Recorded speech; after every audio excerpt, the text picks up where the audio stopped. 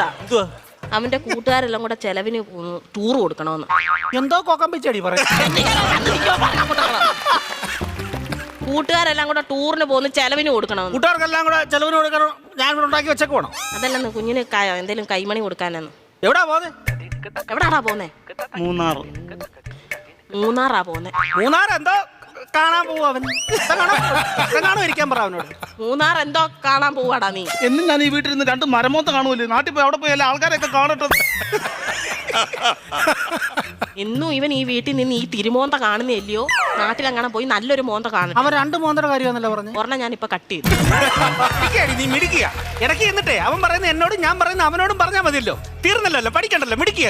പൈസ വല്ലതും കൊടുക്കുന്നത് എത്ര രൂപ വേണം ചൈന്? 2500 രൂപ. 2500 എന്തിനാണ് നിനക്ക് നിറങ്ങാൻ പോകുന്നതിന്? 5000 രൂപ വേണം.